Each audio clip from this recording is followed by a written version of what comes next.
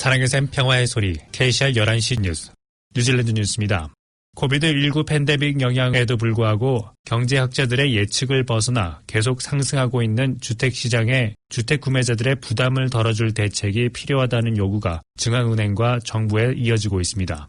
수개월 전에 경제학자들은 주택가격이 두 자릿수 하락을 예상했으나 지금은 오히려 두 자릿수 증가를 예측하고 있습니다. 경제 성장을 유도하는 낮은 은행 금리로 주택 수요가 늘어나고 더 낮아지는 은행 금리로 주택이 좋은 투자처가 되고 있습니다. 게다가 중앙은행은 시중은행들이 중앙은행으로부터 대출받기 쉽도록 대출 지원 프로그램을 고려하고 있으며 4월에 LVR 규제를 일시적으로 풀었습니다.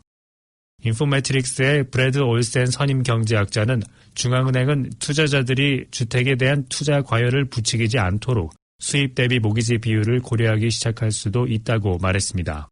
또한 현재 주택계획법은 주택을 건설하는 것보다 서류 작업이 더 오래 걸린다는 것 같다고 말했습니다.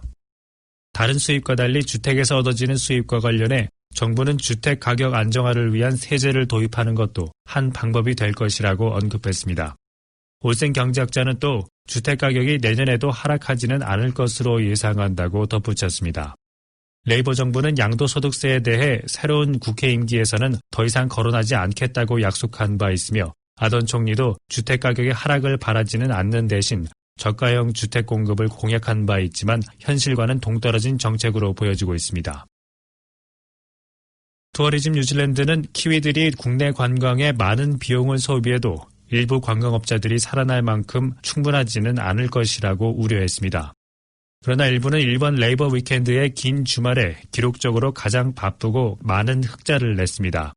시크릿 스팟 공동 창업자 케이스 클로버는 로토루아에 있는 온천에 전국에서 많은 사람들이 방문해 매우 행복했다고 말했습니다. 로토루아 마운틴 바이크도 이번 주말에 5천여 명의 고객들이 찾아와 성황을 이뤘습니다. MDA 익스피리언스 그룹의 타쿠루아 무투 대표는 지금까지 가장 바쁜 주말이었으며 가장 바빴던 지난해 대비 60% 증가했다고 말했습니다. 그러나 투어리즘 엔젯의 스테픈 잉글랜드 홀 대표는 일부 품목이나 서비스가 국내 소비자들이 찾는 것과 다르기 때문에 일부 업자들은 국내 시장에 공급하는 것이 어려울 것이라고 말했습니다. 코비드-19 팬데믹 전에는 국제 관광객들이 매해 1,700만 달러를 뉴질랜드 관광시장에 공급했으나 지금은 그 수입의 차이를 채우기는 매우 어려운 일이라고 말했습니다. 만약 키위들이 작년 해외에서의 소비를 올해 국내에서 해도 관광업계는 여전히 300만 내지 400만 달러 적자가 날 것이라고 말했습니다. 공식 집계에 따르면 4월에서 6월 사이 58일 동안 32명의 무단이탈, 격리시설로의 복귀나 탈출 시도와 같은 코비드-19 격리 규정을 위반한 것으로 나타났습니다. 경찰과 보건부는 이 위반자들을 경고하거나 교육시키고 기소하지는 않았습니다.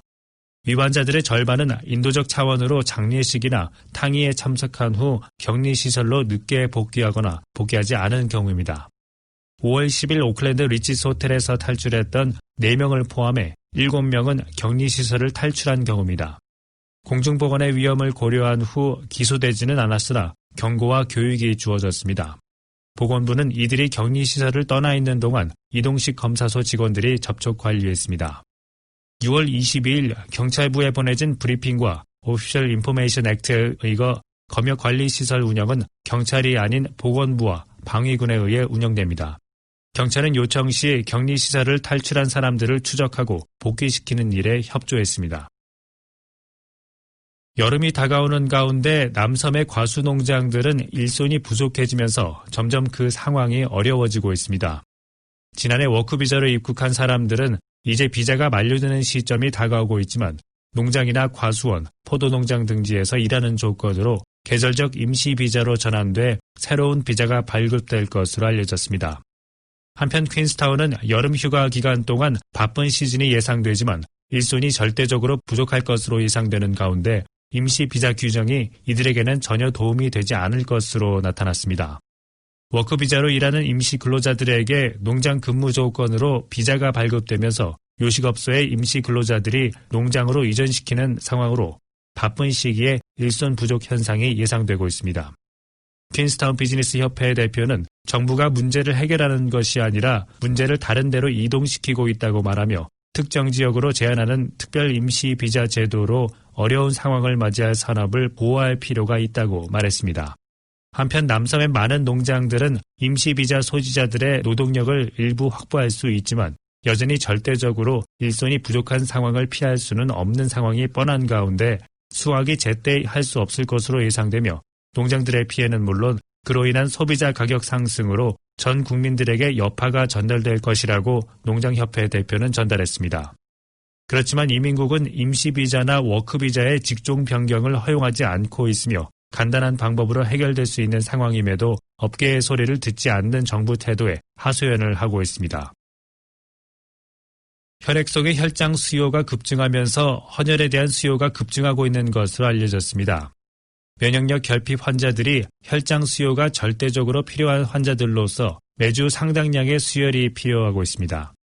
엔젯블러드 서비스의 한 관계자는 현재 전국적으로 12,000여 명의 혈장 헌혈을 하고 있지만 내년 7월까지 수요를 맞추기 위해 7,000명 이상의 추가 헌혈자들이 필요하다고 전했습니다.